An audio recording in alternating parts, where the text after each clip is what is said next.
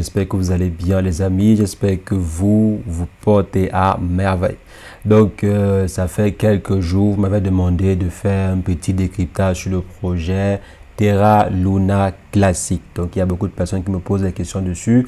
C'est vrai, j'avais déjà fait plusieurs vidéos dessus et vous connaissez très bien ma position pour ceux qui ont déjà eu à voir les différentes vidéos que j'avais fait sur le projet en question. Donc vous devez déjà avoir un peu mon point de vue sur le projet en question et cela en fait n'a pas tellement changé. C'est vrai que le projet, comme vous voyez ici, je crois il y a de cela quelques jours, donc quelques semaines, le projet a carrément explosé. Donc la version classique, je pense aussi même la version normale du projet Terra Luna a explosé. Donc vous voyez là on est quitté de, je crois, plus ou moins 0,000, je ne sais combien de zéros, donc 4 zéros environ. Donc le projet a brûlé 1 0 comme vous voyez ici jusqu'à arriver à ce niveau.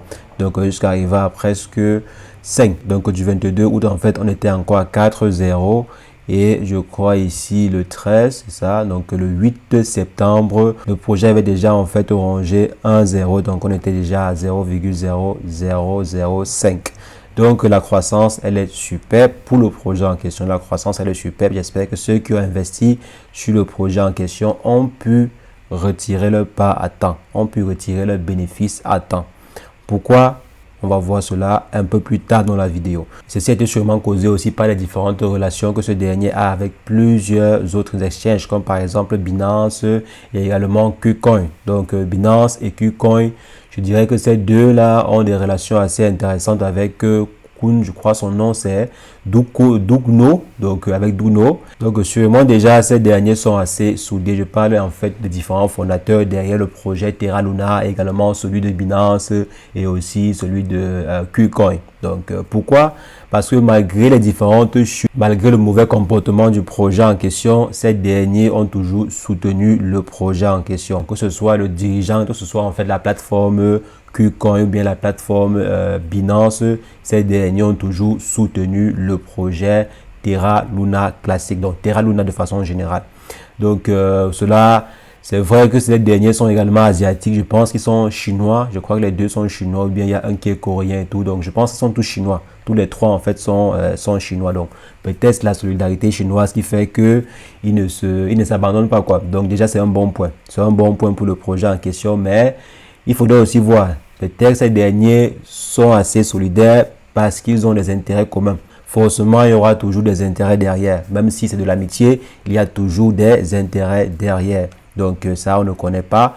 Donc il y a quand même Binance qui soutient le projet. Il y a également, il y a également KuCoin que j'ai vu qui soutient le projet. Moi, vous savez depuis ma position sur le projet, mais seulement que j'émets des réserves face à certaines situations qui apparaissent sur le projet en question. Je n'aime pas généralement suivre la troupe, je n'aime pas généralement suivre la masse. Quand il y a des points qui ne me satisfont pas, généralement, je ne suis pas partant. C'est pourquoi, généralement, je vous dis, il ne faudrait pas juste suivre, je ne sais pas, une vidéo que vous avez suivie sur YouTube ou bien sur je ne sais quelle chaîne. Menez vous-même vos recherches et voyez si le projet vaut la peine ou pas d'investir dessus. Donc, par exemple, récemment, il y a eu un fiasco, encore un énième fiasco sur le projet. Donc, comme vous voyez à ce niveau, ça c'est le journal du coin, je crois.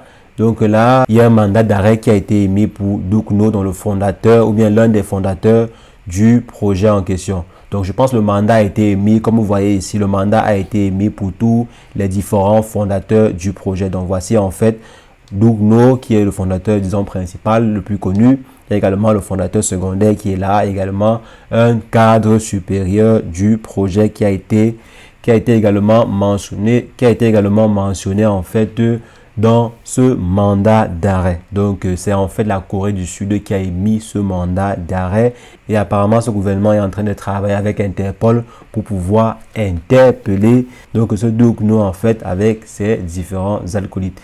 Donc si on vient également ici, il y a plusieurs plateformes qui en parlent et de quoi on l'accuse. Bon, vous savez très bien de quoi on l'accuse. Donc les différents investisseurs du projet, si vous avez investi sur le projet, vous devez avoir au moins ceci à l'esprit. Vous devrez normalement savoir qu'il y a plusieurs enquêtes. Donc ceci en fait n'est pas la première enquête, mais c'est la première fois en fait qu'on envoie un mandat officiellement, donc un mandat d'arrêt contre le fondateur du projet en question. Il y avait eu en fait des enquêtes qui étaient lancées, je pense même aux États-Unis, il y a des enquêtes qui sont toujours en cours jusqu'aujourd'hui. Et la Corée du Sud a fait le premier pas et a lancé un mandat contre les dirigeants. Donc est-ce que c'est bien pour le projet en question? Déjà c'est sûr, ce n'est pas bien. C'est pas en fait bien quand les dirigeants d'un projet qui a une telle envergure font face à la justice. C'est pas bien et surtout font face de cette façon-ci parce que les différentes accusations en fait qui pèsent contre ceux derniers ou bien ces derniers sont plus ou moins fondées. Un gouvernement ne peut pas se lever comme ça du jour au lendemain et émettre un mandat d'arrêt. Ils peuvent en fait lancer des enquêtes, mais émettre un mandat d'arrêt, ce n'est pas... Ça veut dire qu'ils ont des preuves, ça veut dire que tout a été établi. Maintenant, il faudrait qu'ils viennent faire face à la justice pour pouvoir répondre de ces accusations. Donc, je pense que ces derniers, j'espère en fait que ces derniers vont se rendre en Corée du Sud pour éclaircir tout, pour par exemple laver leur nom de tout soupçon, pour que le projet puisse aller encore un peu plus loin. Parce qu'en fait, si ces derniers ne résolvent pas leurs problèmes en Corée du Sud, c'est pas du tout bon pour les affaires. Si je viens par exemple ici, on va voir que le projet a subi une claque. Je crois que c'était hier ou avant-hier. Le projet a en fait subi une claque de plus de, je crois, 30%. Donc moins de 30%, voire 33%. Et c'est vrai quand même que la claque, elle a également été perceptible sur la plupart des projets. Donc personnellement, je ne vais pas dire que c'est seulement à cause de l'annonce du mandat d'arrêt que le projet a chuté. Donc si je viens par exemple ici, on va voir en fait que la plupart des projets sont au rouge. Donc si on prend là sur les 24 heures, il y a plusieurs projets. Si on passe sur 7 jours, il y a plein de projets qui sont au rouge. Donc il y a quelques rares projets qui sont au vert, mais la plupart des projets sont au rouge. Mais de façon spécifique, il y a quand même eu des investisseurs qui se sont retirés massivement sur le projet en question. Après, on fait l'annonce du mandat d'arrêt. Donc après l'annonce, en fait, il y a eu plusieurs investisseurs qui se sont retirés que non. Là, l'affaire, si c'est déjà devant les autorités, il y a déjà un mandat d'arrêt qui a été émis et peut-être une future collaboration avec Interpol pour accélérer en fait l'arrestation de ces derniers. Et cela, c'est pas du tout intéressant pour les affaires. C'est pas intéressant. Ça me rappelle en fait l'arrestation de Bernard Madoff aux États-Unis. Donc, le plus grand instigateur de la pyramide de Ponzi. Donc, je crois que vous connaissez très bien Bernard Madoff avec son affaire de pyramide de Ponzi qu'il avait arnaqué énormément de personnes. Je pense qu'on parlait de plus de 60 milliards de dollars qu'il avait arnaqué avec son affaire de pyramide de Ponzi. Donc, quand j'entends en fait ce dernier, quand j'entends en fait l'arrestation, bien mandat d'arrêt contre Terra Luna, ça me fait penser à Bernard Madoff. Je ne sais pas trop pourquoi. Je ne sais pas pourquoi est-ce que ça me fait penser à ce dernier. J'espère vraiment que les différents dirigeants derrière le projet en question pourront venir apporter des éclaircies aux différents doutes qui sont là. Parce que même jusqu'à aujourd'hui, il y a énormément de doutes qui planent autour du projet en question. Il y a énormément de doutes qui planent autour de la chute en question. Jusqu'aujourd'hui, en fait, on n'a pas réellement compris c'est quoi. Ils ont bien sûr émis quelques points et tout pour justifier cela, mais ce n'est pas assez convaincant d'après les instances. Donc, il y a en fait plusieurs personnes qui trouvent que cela n'est pas assez clair. Donc, les différentes explications qu'ils avaient données ne sont pas assez claires et ils ont porté cela devant la justice. Mais sinon, quand même, le projet, il est bien. Donc, l'idée derrière le projet en question, elle est assez intéressante. On ne va jamais enlever cela au projet Terra Luna. L'idée derrière le projet en question, il est assez intéressant. Mais c'est la mise en œuvre du projet, également les différentes mentalités derrière. Est-ce qu'on est sûr que les différents dirigeants derrière veulent vraiment mener à bien cela? Ne prenez pas pour content le fait que ce dernier a des gros contacts. Ne prenez pas cela pour content. Ne prenez pas cela en fait comme garantie. Si par exemple aujourd'hui on met Dogno en prison, ce n'est pas Binance qu'on va mettre en prison. Ce n'est pas le dirigeant derrière, je crois, KuCoin que l'on va mettre en prison. Non, c'est les dirigeants derrière le projet Terra Luna. Comme le projet Terra Luna, il y a plusieurs autres projets sur Binance. Il y a plusieurs autres projets sur KuCoin. Cela en fait n'engage en rien les différents dirigeants de Binance ou bien de KuCoin. Donc, je pense bien que on ne devrait pas forcément prendre pour garantie à coup sûr le fait que Binance liste le projet, le fait que KuCoin liste le projet. Il faudrait toujours émettre des réserves par rapport à ce qui arrive au projet actuellement. Ne pas prendre tout pour content. Ne pas, par exemple, dire que, OK, le projet, telle personne en a parlé ou bien telle personne a dit ceci sur le projet. Pourquoi, en fait, ce soit un projet qui va forcément percer demain. Donc il faudrait en fait toujours mener vos différentes recherches avant d'investir sur un projet. Et un projet qui a tellement de problèmes comme le projet Terra Luna, il faudrait avoir des réserves. Il faudrait par exemple investir dessus, peut-être si vous trouvez par exemple que toutes ces différentes alertes ne sont pas assez alarmantes pour vous, pouvez en fait investir un montant mais assez raisonnable. Un montant que si par exemple vous perdez, cela ne va pas vous amputer, cela ne va pas en fait vous affecter considérablement. Donc il faudrait, si vous voulez investir dessus, investissez mais avec des réserves. Il est possible que le projet fasse de temps à autre des pompes pareilles, mais il faudrait également savoir en profiter. Et des pompes pareilles, vous devez savoir que ceci peut être facilement fabriqué sur des projets pareils.